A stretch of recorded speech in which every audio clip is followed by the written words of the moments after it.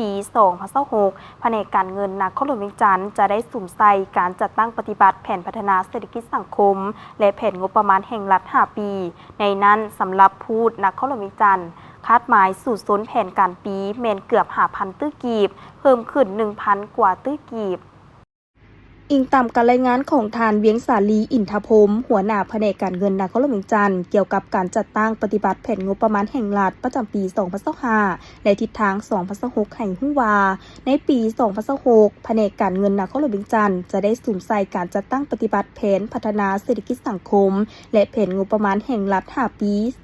2026-2030ของนครหลวงเวียงจันทร์บรรดาหน้าเวียกที่ติดพันกับวาระแห่งชาติให้สำเร็จและทบทวนบรรดานโยบายมาตรการที่ได้กำหนดไว้และปฏิบัติแผนงบประมาณประจำปี2025ให้บรรลุคาดหมายในนั้นด้านรายรับคาดหมายสู่ศูนย์แผนการปี2026จำนวน 16,707.85 ตื้อกีบเพิ่มขึ้นเป็นเงิน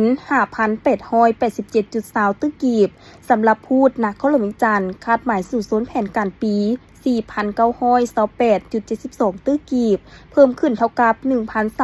1,327.16 ตื้อกีบส่วนด้านรายจ่ายคาดคะเนเพดานแผนการปี2026จำนวน 1,449.13 ตื้อกีบเทียบใส่แผนรายจ่ายตัวจริงที่ได้รับการดัดเฉลี่ยหมดปีลดลง25.64 ส่วนห้อยเป็นเงินลดลง 499.64 ตื้อกีบคาดคะเนแผนการดุลเดียงปี2026รวมทั้งหมด 3,479.58 ตื้อกีบเทียบใส่แผนปีผ่านมาเพิ่มขึ้น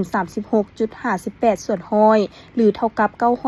932.5 ตื้อกีบพร้อมเดียวกันนั้นจะสืบต่อปฏิบัติบรรดามาตรการและเวียกจุดสุ่มปีผ่านมาที่ยังคงค้างโดยเฉพาะการแก้ไขปัญหาทางด้านเศรษฐกิจการเงินติดพันกับวาระแห่งชาติว่าด้วยการแก้ไขความยุ่งยากทางด้านเศรษฐกิจการเงินการเพิ่มทวีการคุ้มครองและต้านการหัวไหลของรายรับงบประมาณพร้อมเดียวกันนั้นจะสืบต่อจัดตั้งพันขยายมติกรมการเมืองศูนย์กลางภาคว่าด้วยการสร้างเศรษฐกิจเอกราชเป็นเจ้าตนเองในระยะใหม่